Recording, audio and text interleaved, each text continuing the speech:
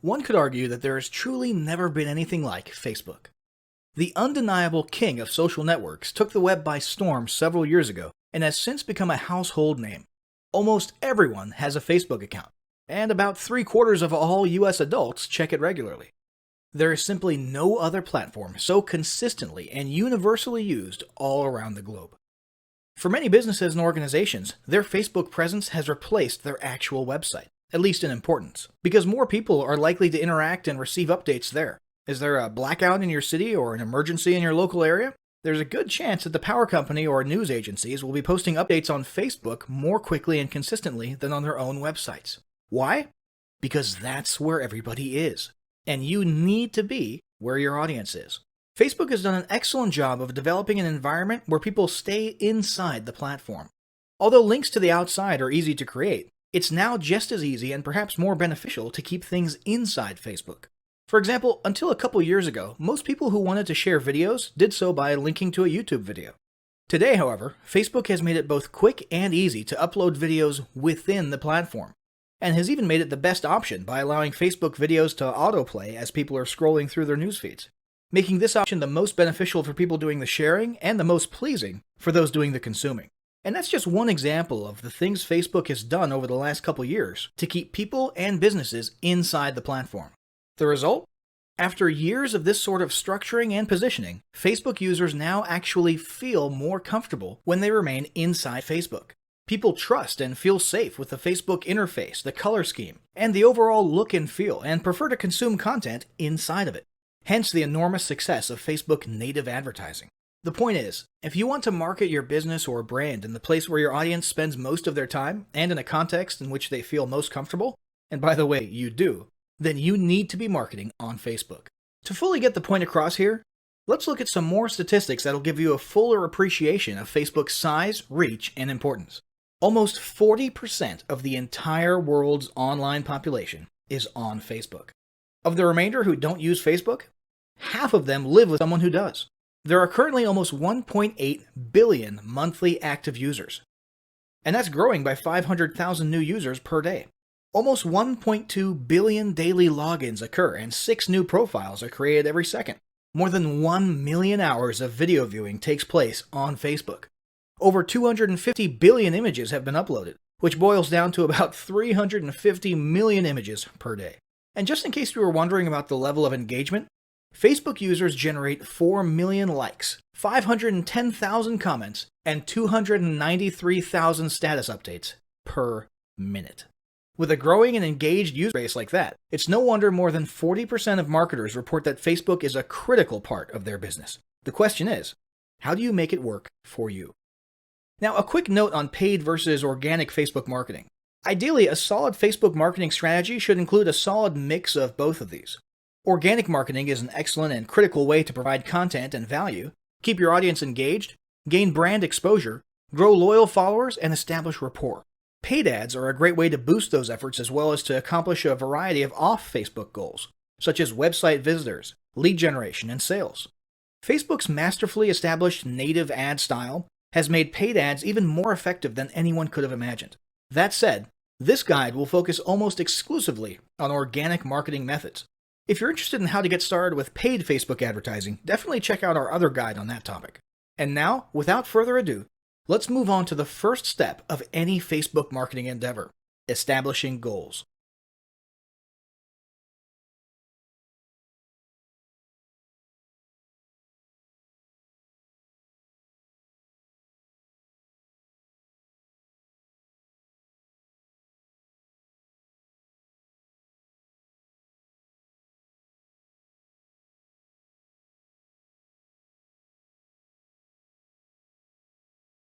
Establishing marketing goals is critical to the success of your Facebook marketing.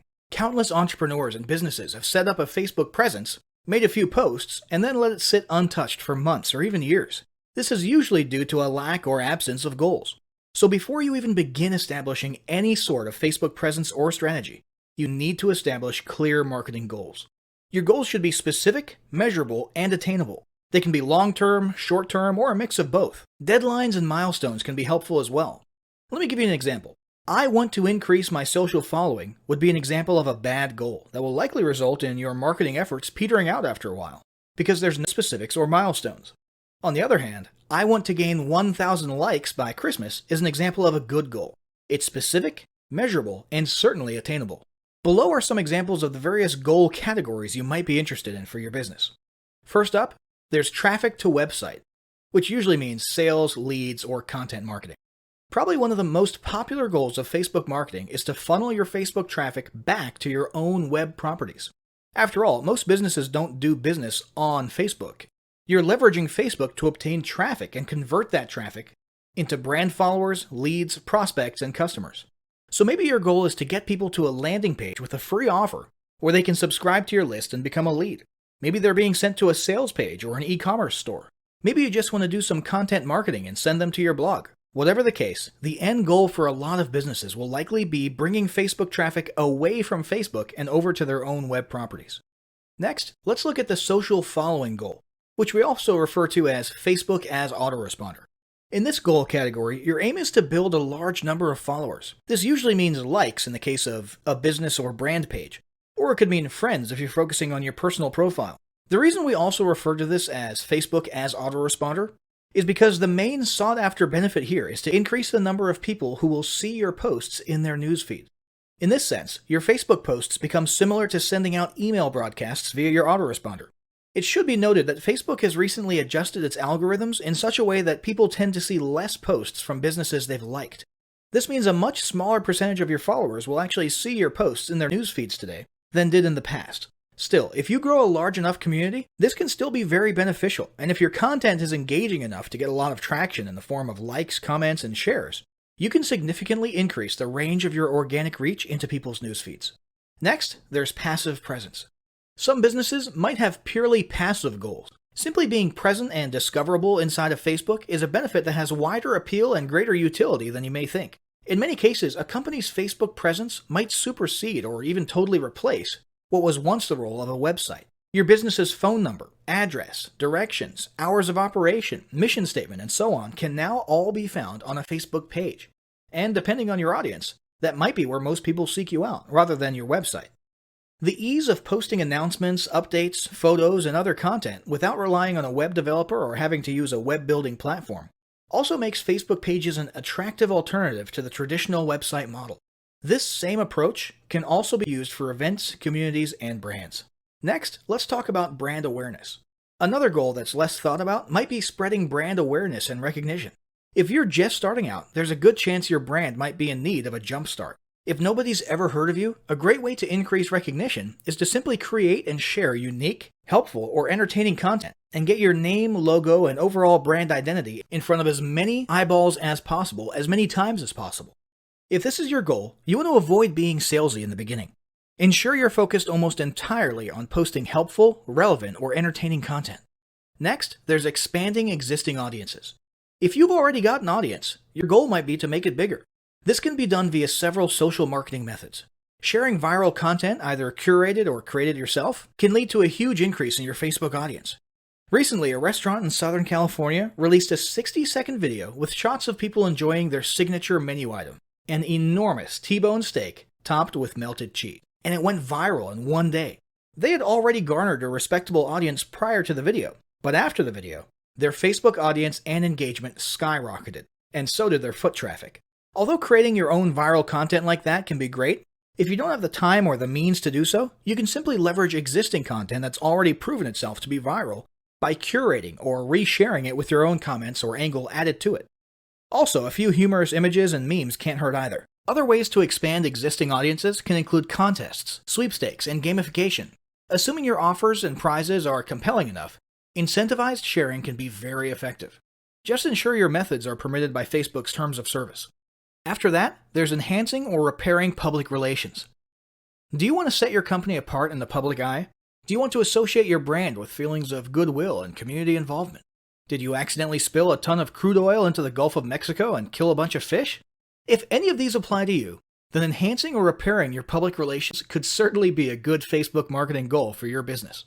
You can bet that when a certain major energy giant had an oil spill on its hands a few years ago and became public enemy number one, they went into PR repair overdrive. They were literally hated by almost everybody, and their business could easily have disappeared off the face of the earth. But instead, they handled it masterfully and began pouring millions, if not billions of dollars into massive PR campaigns to improve their image and highlight their commitment not only to fixing the mess, but to the environment in general. This PR campaign lasted years, was very effective, and you can bet they leveraged social media platforms like Facebook as well. But it doesn't take a humiliating public catastrophe to make PR enhancement a good idea. This is a goal that any business can engage in. Non-sales related campaigns can include photos or videos that foster positive values and goodwill, or even involvement in social movements or noble causes. A quick note about the social movements: be careful not to alienate half of your prospects. Although you may be super passionate about something and it may seem like it's worth putting your company out there in association with a certain cause, there's a good chance that a month later when you sit down to do your bookkeeping, you're going to regret it. So just be careful how you go about that. Here's some more ideas. Did your business recently donate to a charity? Build a school in a third world country? Serve food at a local pantry? These are all things to post about for the sake of PR. These don't necessarily need to be about things that your business participated in. They can be content about general things like a heartwarming video about helping the poor or caring for the elderly. Special holidays like Christmas, Thanksgiving, or Mother's Day also present opportunities to leverage emotions, foster goodwill, and enhance your PR. Finally, there's market research. A hugely beneficial goal of Facebook marketing is market research. If you're just starting your business or going down a new path, Facebook can be an excellent place to learn more about your audience and your market. This can be done in a structured way with things like surveys and questionnaires, or in a less structured way by simply engaging with your audience, commenting, asking questions, and so on. Also, lurking or conversing in Facebook groups related to your industry can teach you a ton about what your customers want and who they are. Beyond that, you can monitor your competitors' pages and groups to see what their customers like and what they're complaining about, so you can adjust your business accordingly. Creating your own group and engaging within it is another great way to get a constant stream of market data and audience data flowing into your business. Ultimately, your goal should be to come up with 1 or 2 ideal customer avatars that you can then base your marketing and product development on. All the goals you've learned about in this section require some sort of presence on Facebook. Your Facebook presence can take various forms, and that's what we'll discuss next.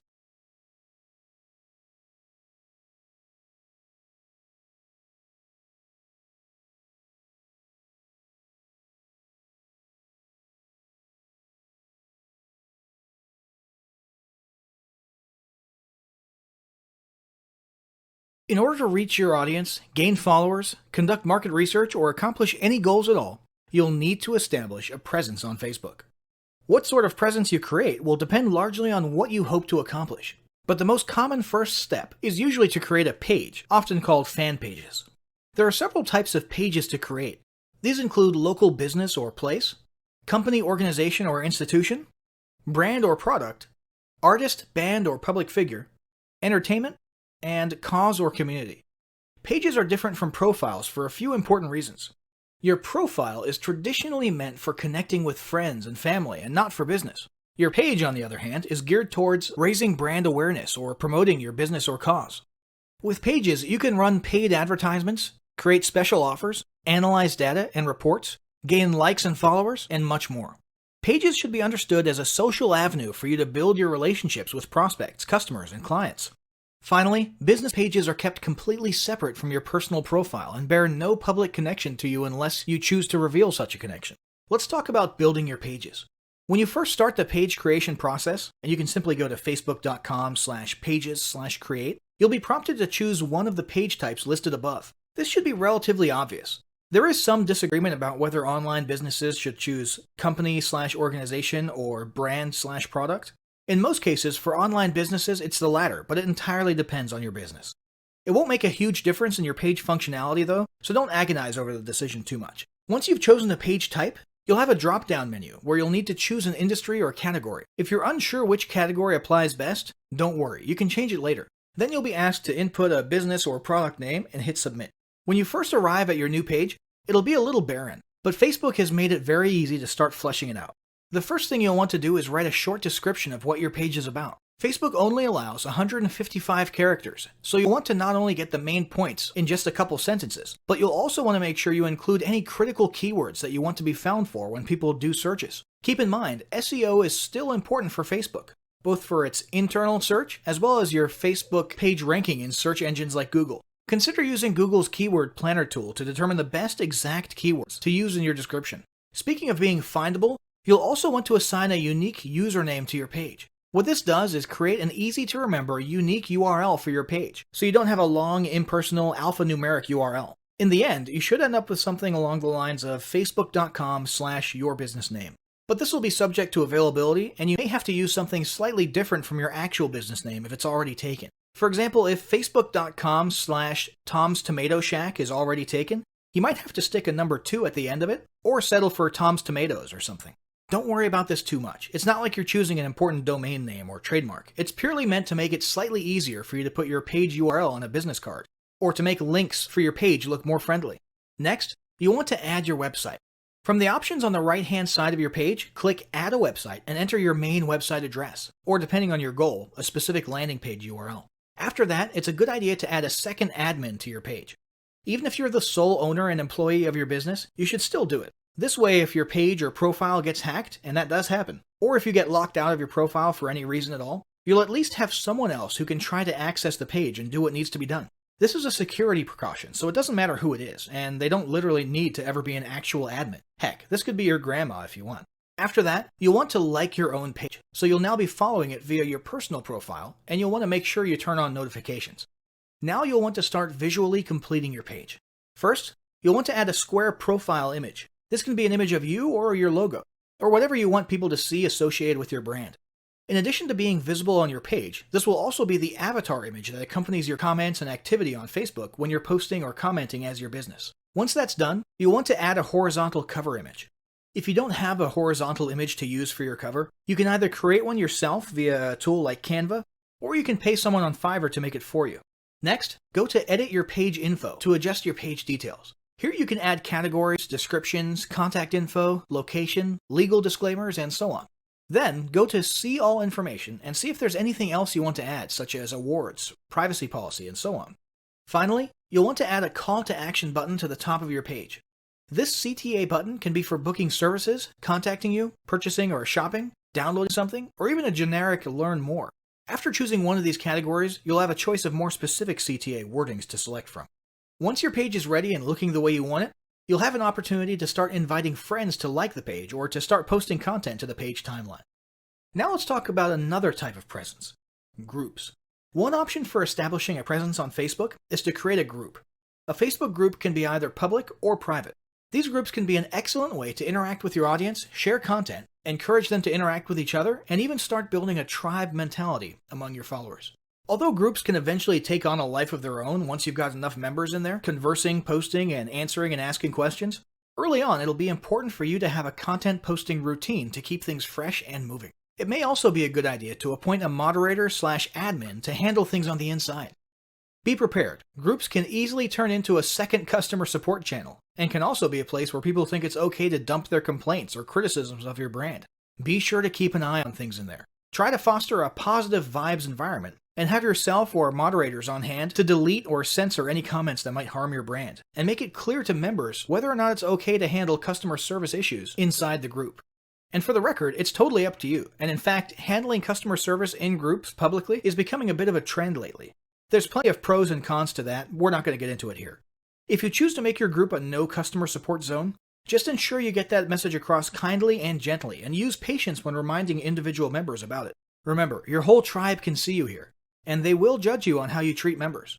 Let's talk about creating a group. To create a group, go to your Groups page and click the green Create Group button. You'll first need to name your group. This can be your business name or a spin-off of your business name. For example, if your group is centered around providing special training or advice on using a product, you might call it Your Product Name plus the word Masters, Experts, or Ninjas at the end of it. Each group needs to start out with at least one member. So you can either add several members right there from the beginning, or you can just add yourself for the time being and move on. The final selection is your group's privacy status: closed, public, or secret. Secret means it's not even searchable or discoverable. You can change this setting later, so don't worry about it too much right now. After you hit submit, You'll need to choose an icon for your group. Just pick whatever seems most relevant. Once your group is created, you can start fleshing it out by adding a cover photo and description. The same guidance for business page descriptions above applies here more or less. Keep it short, clear, and include important keywords. As for the cover photo, make it horizontal and consider using Canva to create your image or hiring someone on Fiverr to make a nice image. Finally, there's the personal profile. It's true that Facebook has terms that prohibit using your personal profile for explicit business purposes. However, that does not prevent you from leveraging your personal profile in exactly the way social profiles were meant to be used: networking. Make it clear what it is you do and what services you provide. Make yourself findable via search. Join relevant groups. Contribute to discussions. Introduce yourself and rub elbows as much as possible. In this sense, your personal profile can be an incredible resource for marketing and potentially even more powerful than your business page. So, once you've established the sort of presence you've determined you need, you'll want to start posting content. After all, that's what this whole endeavor has been about, and it's what we'll cover in the next chapter.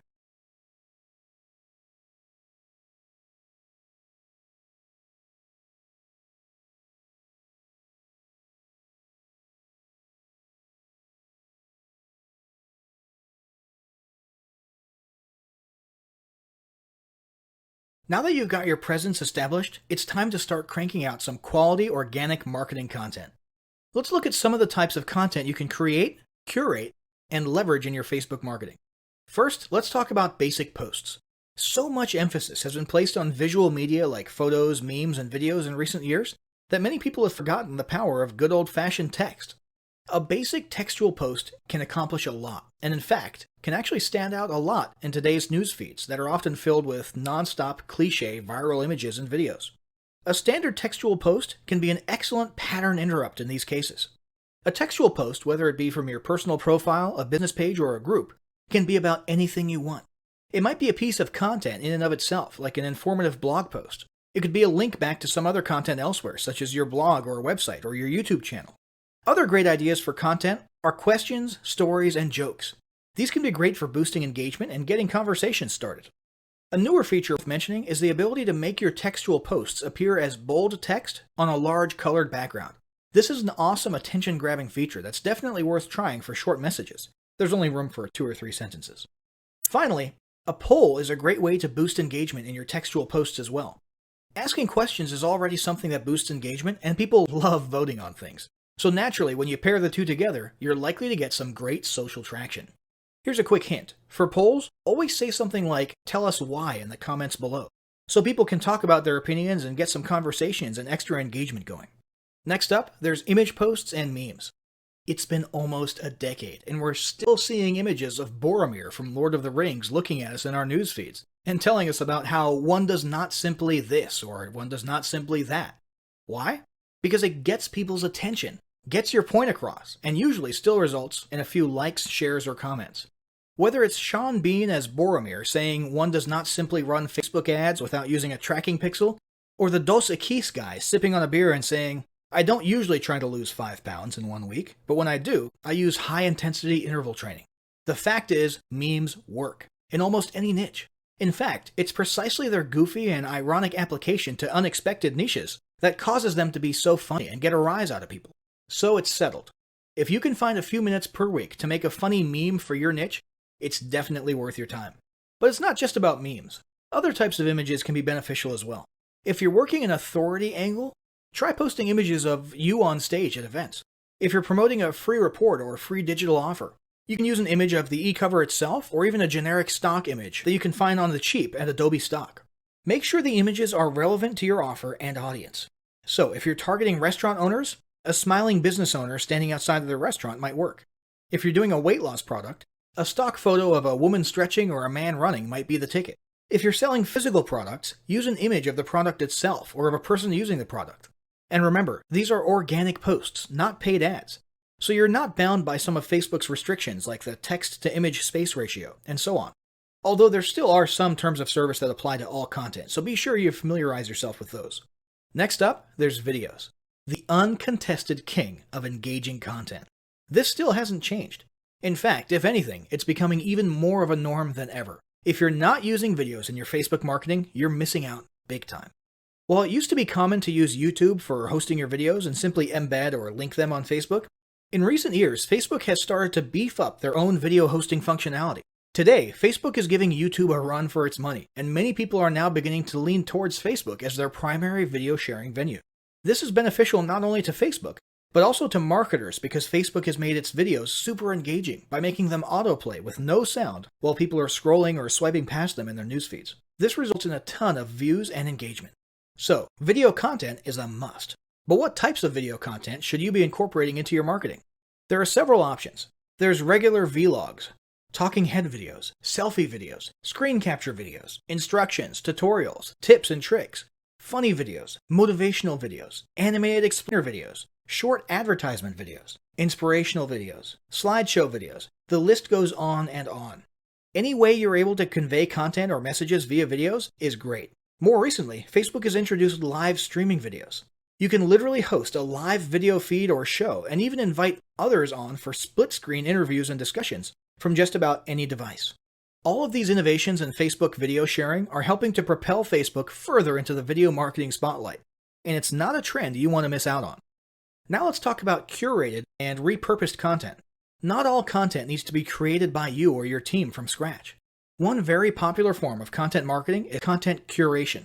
This means finding existing content from someone else and simply resharing it yourself. This can be done simply by using the share button on Facebook to share other interesting or entertaining posts and add your own comment or commentary. Another way to curate content is to manually republish it. This can mean copying excerpts from someone else's blog, a news article, or a book, and so on. Just ensure you always attribute it to the author. For example, here's some great tips from the folks at such and such blog.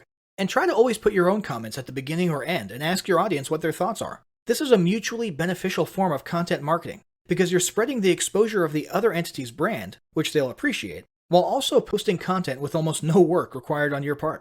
Another option for quick content publishing is to repurpose your existing content. Do you have ebooks, reports, or guides of your own? Why not take a chapter from one of your ebooks, tweak it at the beginning and the end, and publish it on Facebook? Heck, you could turn an ebook or report into a whole series of Facebook posts covering a whole week. Have a blog on your website with interesting articles and posts? Why not post a teaser or excerpt from each blog post, old or new, and a link to the post in question? Same goes for videos, podcasts, interviews, and so on. If you've been online long enough, there's a good chance you'll be able to repurpose a lot of your old content into Facebook posts. Now let's talk about boosting content. Although this guide is about organic content and not paid ads, it's worth mentioning that you can pay to give your organic content a little kickstart and increase the reach and exposure of it. You can do this by choosing any organic post of yours and clicking the Boost Post button. This will open a new screen where you essentially turn your post into a paid ad for a limited amount of time. You can set a budget, choose an audience, and many of the other settings you'd usually apply to creating a paid ad. This will get your post in front of many eyes that otherwise would not have seen it in their news feeds. Be advised, when you use this method, your post technically becomes a Facebook ad and will then be subject to Facebook ad guidelines that most organic content is not subject to. So if you have an image in your Facebook post and the image is almost completely text or has a very large text to image ratio, there's a pretty good chance it's not going to be a good fit as a boosted post. Now let's talk about content planning. Planning out your Facebook marketing strategy is super important. The last thing you want is for your Facebook presence to turn into one of those where you set up a page, post a few things, and then becomes lifeless for months at a time. This happens a lot. When people see this, you instantly lose credibility. And that's why it's important for your team to have a robust content posting schedule and strategy. Ideally, you should be posting something almost every day at least. However, this need not always be content designed from scratch. Instead, you can set aside 2 days of the week that are for original, created from scratch posts or videos, while all the other days in between only require a reshared post from elsewhere or a quick meme or image. Set aside another day of each week for a video post and maybe another day for a community poll. If you have a regularly updated blog or YouTube channel, you can also simply add a new step to your blog posting or YouTube uploading workflow, in which after each post or upload, a link to the new content should be shared and teased on Facebook. There are a number of ways to easily incorporate daily Facebook posting into your weekly routine. It would also be a good idea to establish a daily or at least weekly routine for you or a team member to go through all your posts and reply or interact with your audience if they commented or asked questions. Finally, let's talk about tools, services, and help. Maintaining a regular and active Facebook presence can be a little difficult if your business is already busy as it is. If it becomes too overwhelming, there are several options for lightening the load, or at least making it easier to manage. First off, there's tools like Hootsuite and OnlyWire that make social media posting, scheduling, and planning much easier. If you'd like to have your content created for you, there are a handful of paid third-party services out there that will literally create and post content for you on a daily basis. $99 Social would be one example of this. You'd simply fill out a profile of what type of content you want and what industry or niche you're in, and let them take care of the rest. Finally, it might be worth it to hire a new team member specifically to handle your social media marketing, or delegate the responsibility to an existing team member who has time available to do it. This individual would be in charge of posting, commenting, replying, moderating, and so on. So, Facebook marketing is clearly an incredibly valuable and arguably critical part of any online business today. As you've learned in this guide, it can be a lot easier to establish a Facebook marketing strategy and routine than you may have previously thought. But none of it will count for anything if you don't start applying what you've learned right away. To that end, start implementing the steps of the following battle plan today. Step 1. Establish your marketing goals. Step 2. Determine what type of presence best fits your goals and create it right away. Step 3. Draft up a plan with your team for daily content posting and delegate the responsibility to one person.